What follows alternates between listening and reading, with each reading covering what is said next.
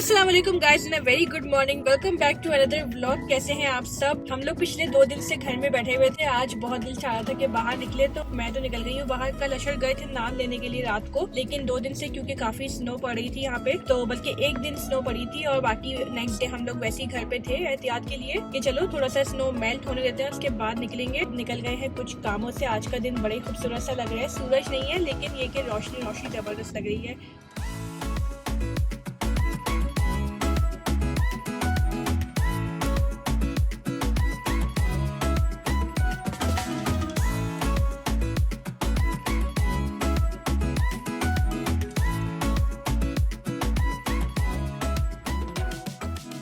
इस वक्त हम लोग जा रहे हैं अपने घर से कोई 15 मिनट की दूरी पे बैंक पे, क्योंकि एक जो है हमें 2 बैंक्स पे कुछ काम है। दोनों बैंक को एक ही जगह पे हमें मिलेगा, तो वहीं पे उस जगह पे जाएंगे, कुछ काम करेंगे। साथ साथ हमने कहा आपको भी ले चले और कैलगरी भी घुमा लेते हैं आपको। ये देखो यहाँ पे मेन रोड्स का इस वक्त ये चल रहा है सीन कि साफ सुथरी हुई भी है मेन रोड। साइडों में थोड़ी बर्फ है, बट स्नोफॉल के बाद देने को हाँ GPS को भाई बोलने दो, क्योंकि GPS पूरा मान जाता है। तो साइडों पे बर्फ है, जैसे बिल्कुल हम लोग टोरंटो में देखते थे कि रोड्स वगैरह साफ हो रही थी, तो रोड तो एग्जैक्टली साफ है। आगे हम बताएंगे और कहाँ क्या क्या चीजें जो दिख रही हैं हमें अलग अलग। तो अगर आप लोग चैनल पे नए हैं तो भाई मैं बता दूं, मेरा नाम है सना और मेरे हस्बैंड अशर। हम दोनों व्लॉग्स बनाते हैं। हमारे 3 बच्चे, हम लोग कैलगरी में रहते, टोरंटो से शिफ्ट हुए हैं इस साल। 1 साल टोरंटो में रहने के बाद तो हम लोग अक्सर कभी जो है वो अलग अलग चीजें टोरंटो कैलगरी के बारे में बताते रहते हैं। इस व्लॉग में भी आपको अच्छी चीज नजर आए, समझ जाना कि यही वजह है यही वजह है कि हम लोग वजह क्योंकि यही वजह है कि हम लोग अलग अलग शहरों को जो है वो देखते हैं, एक्सप्लोर करते हैं और आपको अलग अलग बातें बताते हैं। बहुत सारे लोगों को हेल्प होती है। So please make sure subscribe करें, वीडियो को लाइक करें एंड शेयर करें। ये देखो एक गाइस लिखा हुआ है सामने, वेलकम टू सवाना। ये बड़े ही पक्का देसियों का इलाका है। सवाना में बहुत पाकिस्तानी, इंडियंस, पंजाबीज, काफ़ी सारी कौमें यहाँ पे रहती हैं एक साथ। और ये देखो ये सामने कैलगरी की ट्रांजिट बस। इसका इंशाल्लाह मैं किसी दिन सफ़र करके दिखाऊंगी कि किस तरह यहाँ पे ट्रांजिट सब चलता है, अच्छा है बुरा है कैसा है, जो भी है इसके प्रोज एंड कॉन्स हर चीज़।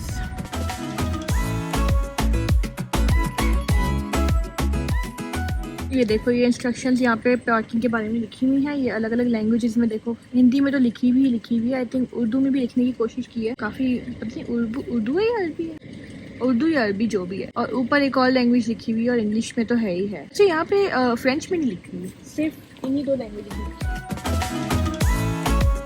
तो भाई हम लोग इस वक्त आ गए हैं सेटल टाउन के इलाके में। वो देखो सामने लिखा हुआ भी नजर आ रहा होगा सेटल टाउन। तो ये है, यहाँ पे स्कॉशिया बैंक भी है, यहाँ पे CIBC भी है और साथ ही में यहाँ पे चलो फ्रेश को भी है। और ये देखो यहाँ पे पार्किंग का ये हाल है। तो जो हमने देखा है अभी तक कैलगरी के अंदर, अब तक की हमारी रीडिंग है 4-5 दिनों की और पहली स्नो पड़ चुकी है यहाँ पे। तो यहाँ पे जो गलियां होती हैं वो साफ नहीं होती एज कम्पेयर टू रोड जो है वो यहाँ पे साफ हो जाती है। अब वो कब होती है, 24 घंटे के बाद होती है या नहीं होती है, ये मुझे आइडिया नहीं है इस चीज का।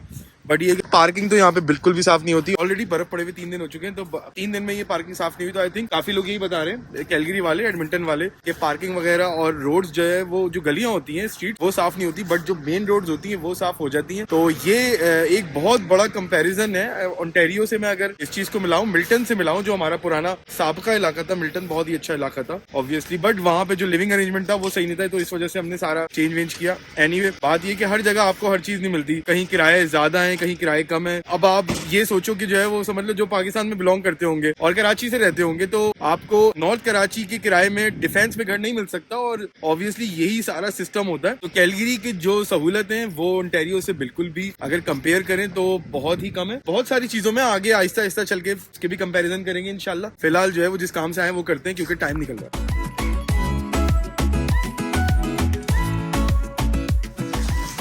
दूसरा साल है यहाँ पे, तो स्नो हमारे लिए कोई नई चीज़ नहीं है और स्नो हम लोगों को मतलब कुछ भी शॉकर नहीं है ऐसा। ये तो होना ही था, हमें ये भी पता था कि अक्टूबर के महीने में यहाँ स्नो पड़ जाती है। दरवाजा मैं खोल दूंगी। ये सारे काम मुझसे करवाते हैं, पता है। A few moments later. हाँ भाई प्रेम नहीं चल रहा क्या? ये तो ऐसा लग रहा है कलाम सवाद में नहीं होता जो, क्यों भाई कैलगरी नहीं जो है वो कलाम सवाद की याद दिलाती। जैसे वहाँ पे हम लोग जो है वो फ्रेम लेके चल रहे होते थे मंडी के अंदर, पाकिस्तान में चल रहे होते थे, वही एग्जैक्टली जो है ना कैलगरी मिट्टी के अंदर। यहाँ पे बर्फ में धस रही है। फ्रेंड्स, CIBC का तो काम हमारा हो गया था, अभी स्कॉशिया बैंक का काम करना है। और हम लोगों को ना, आप लोग सोचोगे कि हम लोगों ने 2-2, 3-3 बैंक रखे हुए हैं, क्योंकि यहाँ पे हर बैंक की अपनी अलग अलग फैसिलिटीज़ होती हैं। तो कुछ बैंक अच्छे जो है वो ऐप वाइज हैं, मतलब ऑनलाइन बैंकिंग अच्छी है, मगर कुछ जो है वो वैसे कस्टमर सर्विस वाइज अच्छे हैं, कुछ की सर्विसेज थोड़ी और अलग किस्म की हम आगे बताएंगे। तो इसलिए हमारी 3-3 बैंक्स हैं। और बात ये होती है कि कनाडा के अंदर एक और भी गेम होता है, और वो ये होता है कि जब आप न्यू कमर आते हैं तो आप अपना किसी भी बैंक में 2-3 बैंकों में 1-2 बैंकों में अकाउंट खुलवा लेते हैं और वहां से क्रेडिट कार्ड वगैरह भी लेना शुरू कर देते हैं। अब हम भी आए थे, हमने भी ये किया, क्योंकि न्यू कमर के पैकेज में मैं मतलब किसी बैंक को जो है वो एडवर्टाइज नहीं कर रहा, मगर ये होता है कि आपको 1 साल के लिए ट्रांजेक्शन फ्री जो है वो बैंकिंग हो जाती है। हर महीने आपको कोई ट्रांजेक्शन चार्ज नहीं होती, चार्ज होती है मगर वो रिवर्स कर देते हैं। बट अब हमें, क्योंकि कनाडा में 1 साल हो गया, ऑब्वियसली आप लोगों को पता ही होगा, लास्ट ईयर अक्टूबर 2022 में आए थे, हमारे पास 2-2, 3-3 अकाउंट है, मतलब स्कॉशिया का भी है, TD का भी है। तो इसमें हमें हर महीने जो है वो समझ लो स्कॉशिया वगैरह में $16.95 कहीं $17 पर मंथ जो है वो हर बैंक में चार्ज हो रहा है। तो अब हम लोग यही सोच रहे हैं, यही सब चीजें टैली कर रहे हैं, इसी कामों से आए हैं कि यार कौन सा बैंक रखना है और कौन सा बैंक छोड़ना है, किसकी बैंकिंग अच्छी है, किसकी बैंकिंग जो है वो थोड़ी हल्की है। क्योंकि $17 पर मंथ, अगर जैसे $17 मेरा है, $17 सना का, एक बैंक के ही $34 हो गए, तो 3 बैंकों के हिसाब से लगा लो $100 per month for no reason जा रहा है यहाँ पे। और ये डिपेंड करता है कि कितनी ट्रांजैक्शन है। जैसे सना ने चेक किया था, अगर आपकी ट्रांजैक्शन कम करनी है, 10-12 ट्रांजैक्शन करनी है, तो $4 से $5 भी जाता है। मगर एज कम्पेयर टू ऑस्ट्रेलिया की बात करूँ, ऑस्ट्रेलिया में कोई बैंकिंग चार्जेस नहीं होते थे। तो ये एक चीज़ है यहाँ पे जो आपको as a newcomer free मिलेगी पहले साल में, बट दूसरे साल में ये सब भरना पड़ेगा।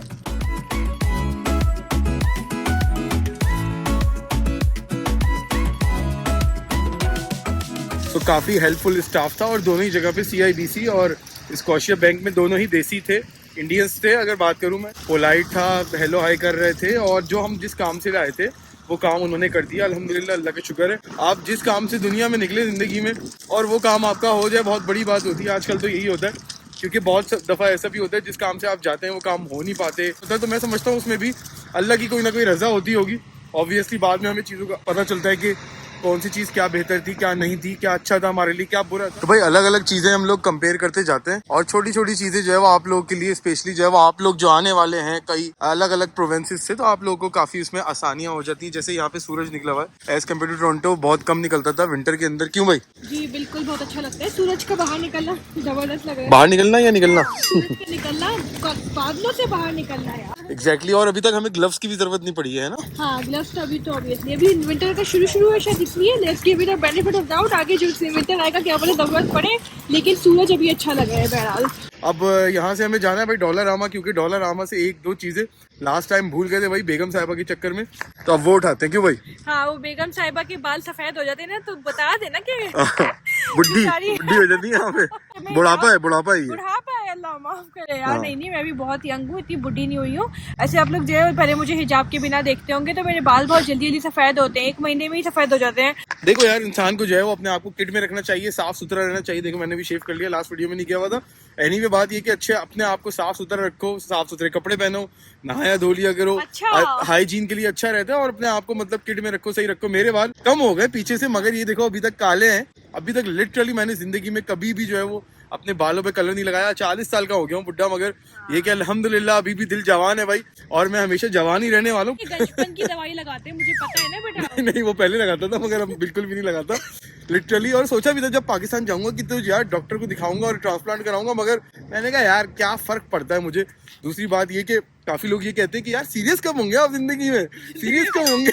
तो भाई कितना सीरियस और वो भी लाइफ को लेके एक जो है वो अच्छा खासे मुल्क में आके अल्हम्दुलिल्लाह सीरियस हो गए हैं। मगर यार अगर बहुत ज्यादा सीरियस हो गए ना लाइफ में, तो फिर फन खत्म हो जाएगा, बुढ़ापा आ जाएगा, और बुढ़ापे में के लिए अभी हम दोनों मियां बीवी रेडी नहीं है। और फन एलिमेंट आपको ना अलग अलग चीजों से मिलता है। कुछ लोगों को जो है वो अलग अलग मतलब लोग जगहों पे जाना पसंद है, लोगों से मिलना पसंद है, दावतें करना पसंद है। हम लोगों को ट्रैवलिंग पसंद है, तो हम उसी में सीरियस ज्यादा होते हैं और फन हमें उसी में लगता है, तो लाइफ अच्छी लगती है। एग्जैक्टली। और दूसरी बात ये कि आप अपने शायद ओंटारियो में रहते होगे या कहीं पे भी बेहतर जगह रहते होगे, कैलगरी में रहते होगे, वैंकूवर में रहते होगे। आप लोग 10 साल पहले जब माइग्रेशन करके आए होगे, और आज 2022 की माइग्रेशन में जमीन और आसमान का फर्क है। एग्जैक्टली वो लोग जो 2024 में नेक्स्ट ईयर आने वाले हो तुम लोग, तो उस 2022 की माइग्रेशन में और 2024 की माइग्रेशन में जमीन आसमान का फर्क है। चाहे तुम ऑस्ट्रेलिया जा रहे हो, कनाडा जा रहे हो, यूएस जा रहे हो, यूके जा रहे हो, इन्फ्लेशन बदतरीन अपने उसमें हाल में है, किरायों का बहुत बुरा हाल हो गया है, घरों की बहुत बुरी सिचुएशन हो गई, जो लोग इंटरेस्ट रेट बहुत बढ़ गए, तो जो लोग उस टाइम पे आए थे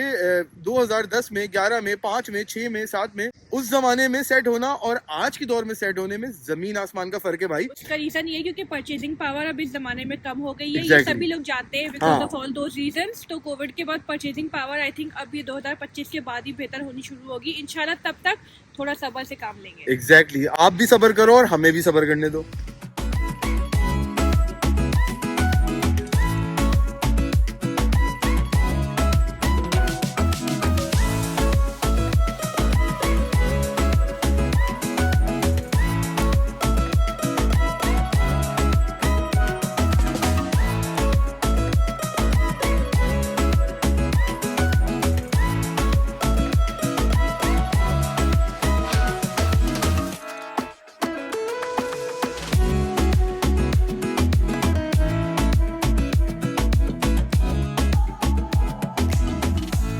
गाइस ये देखो, ये रहा चाय वाला लंदन, चाय वाला ऑफ लंदन। कौन कौन जानता है इस चीज़ को?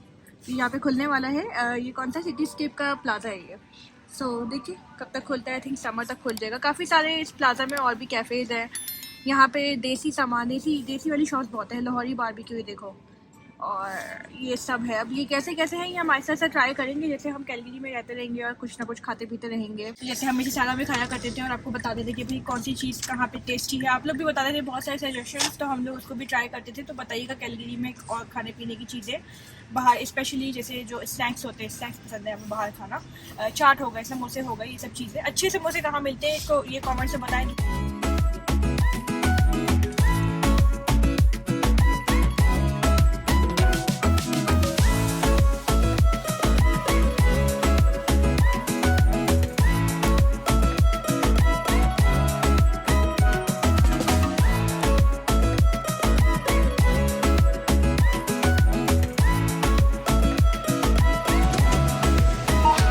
Insert cash. Please take your receipt. दूसरी बात है कि एक ऑस्ट्रेलिया में हम बात बोला करते थे, हर ट्रक के पीछे लिखा हुआ होता था कि विदाउट ट्रक्स ऑस्ट्रेलिया स्टॉप्स। तो मैं कहती हूँ कि विदाउट डॉलरामा कनाडा स्टॉप्स क्योंकि डॉलरामा एक बहुत बड़ा बेहतरीन हल है। अगर आप लिटरली कोई चीज़ सस्ती लेना चाहते हो और आपको बजट में लेनी है सामान मंथली, तो Dollarama is a very good solution. हाँ, जो ड्रॉबैक होता है वो ये होता है कि इनकी क्वालिटी बहुत ख़राब होती है। तो मुश्किल से 10 या 15 दिन चलती है चीज़ें, उसके बाद बेकार हो जाता है। तो ये एक बहुत बड़ा ड्रॉबैक है। तो बस ये कि गुजारे के लायक न्यू कमर्स जो होते हैं वो आके लेते हैं सामान। जैसे कि अभी हम लोग टोरंटो से यहाँ पे शिफ्ट हुए थे, तो जब हमारे पास सामान नहीं था कैलगरी में, तो टोरंटो में ही था उस वक्त सामान। तो हमने गुजारे के लायक की कि 1 आध महीना गुजारने के लिए कुछ फ्राई पैन्स वगैरह लिए थे डॉलरामा से। तो वो बिल्कुल भी नहीं चले। मुश्किल से 10 दिन के बाद जलना शुरू हो गया, उनकी परत ख़राब हो गई है, वो खाना उसमें बहुत ज़्यादा जलने लगा। तो वो इतना रिकमेंडेड नहीं है। जो कुकिंग आइटम्स है स्पेशली वो तो बहुत ही ख़राब है। प्लास्टिक ख़राब हो जाती है। कल ही मैंने प्लास्टिक की बॉटल जो मैंने ली थी 15 दिन पहले, कल मैंने उसमें गलती से थोड़ा सा गर्म पानी डाल लिया था, तो वो बिल्कुल ही मेल्ट होकर ख़त्म हो गई। उसको मुझे फेंकना पड़ा, फारे हो गई है। तो नॉर्मली अगर आप कोई अच्छे ब्रांड से ले लेते हो, जैसे वहाँ पे 10-15 डॉलर की मिलती है अच्छी जगह से, वॉलमार्ट से भी लो तो भी अच्छी मिल जाएगी आपको, चलती है। हॉट वाटर भी इसके अंदर आ जाता है, मगर ये नहीं चलती है डॉलरामा का सामान। तो बीवेयर। तो गाइस अभी आ रहा है राउंड अबाउट, और अब अंदर से गलियां देखेंगे बिल्कुल भी साफ़ नहीं हुई हुई हैं। ये सब कीचड़ है। आपको ये लगेगा साफ़ है, साफ़ नहीं है, कीचड़ है। साफ़ इसको नहीं कहते, साफ़ इसको कहते हैं कि रोड बिल्कुल साफ़ ग्रे नज़र आ रही हो। खैर से निकल गई बिना स्किड किए, शुक्र, वरना स्किड कर रही थी। जब राउंड अबाउट आता है तो थोड़ा सा एहतियात रखनी पड़ती है। ऐसे मामले में जब बर्फ़ पड़ी हुई हो स्किड करती है गाड़ी। तो अल्लाह का शुक्र इस दफ़ा हुआ नहीं मगर ऐसा।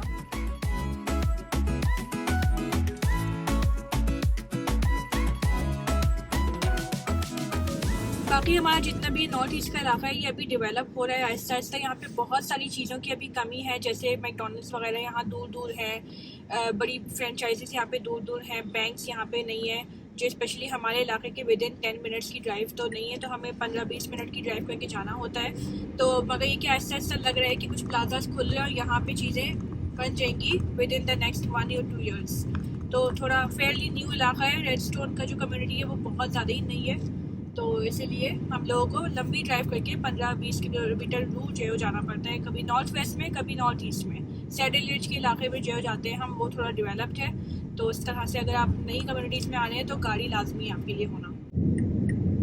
ये देखो यहाँ पे सारे अपार्टमेंट्स ही अपार्टमेंट्स बने हुए हैं, ये सब सिटी स्केप का एरिया चल रहा है। अब ये स्टार्ट हो रहा है स्काई व्यू रेंज। हमारे इलाके की तरफ ज़्यादा गंदगी है। हाँ, ये चीज़ दिख रही हो उस साइड में और ज़्यादा है।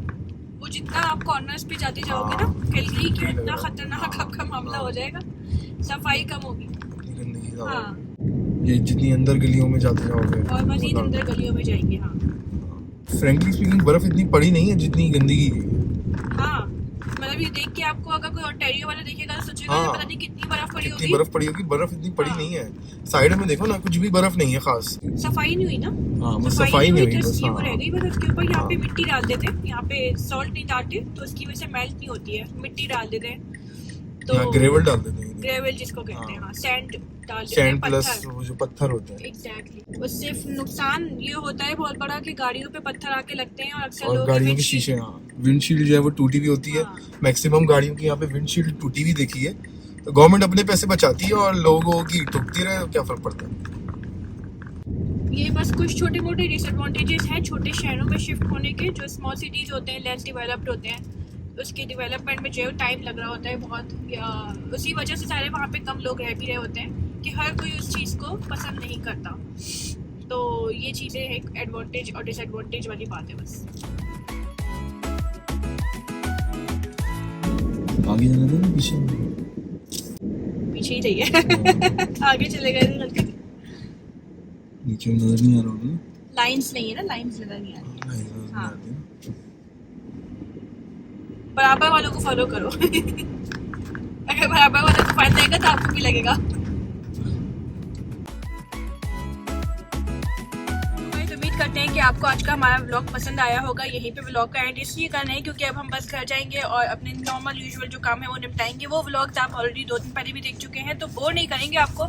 आज मकसद यही था कि आपको बाहर सैर कराएं कैलगरी की, आपको कुछ छोटा मोटा बताएं यहाँ के बारे में, स्पेशली विंटर किस तरह मैनेज होता है यहाँ पे। तो उम्मीद करते हैं आपको लर्न करने को बहुत कुछ मिला होगा और सीखने को मिलता ही रहेगा आगे भी। So please subscribe to our channel and will see you इंशाल्लाह इन द नेक्स्ट व्लॉग। अल्लाह हाफ़िज़।